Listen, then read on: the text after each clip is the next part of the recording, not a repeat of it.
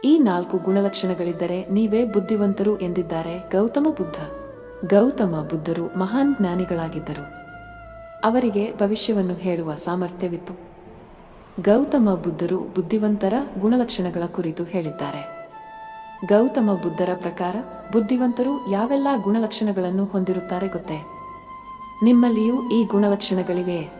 1. ಕಡಿಮೆ ಮಾತನಾಡುವ ಗುಣ. ಬುದ್ಧಿವಂತರು ಕಡಿಮೆ ಮಾತನಾಡುತ್ತಾರೆ ಎಂದು ಮಹಾತ್ಮ ಬುದ್ಧರು ಹೇಳಿದ್ದಾರೆ.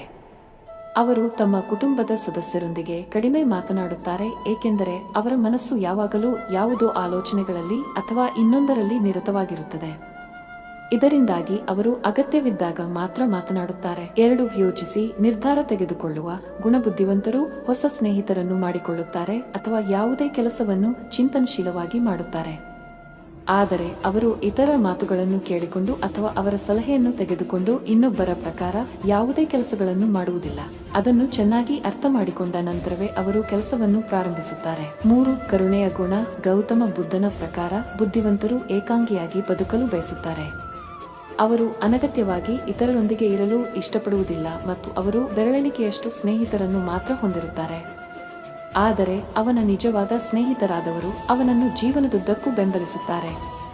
ಈ ಜನರು ಒಳಗಿನಿಂದ ತುಂಬಾ ಕರುಣಾಮಯಿಗಳಾಗಿರುತ್ತಾರೆ. 4. ಗುರಿ ಸಾಧಿಸುವ ಗುಣ. ಅವರು ತಮ್ಮ ಆಸೆಗಳನ್ನು ಮತ್ತು ಭಾವನೆಗಳನ್ನು ನಿಯಂತ್ರಿಸಲು ಸಮರ್ಥರಾಗಿರುತ್ತಾರೆ. ಅವರು ದುರಾಸೆ, ಅತಿಯಾದ ಭೋಗ ಮತ್ತು ಅಜಾಗರೂಕತೆಯಿಂದ ದೂರ ಉಳಿಯುತ್ತಾರೆ.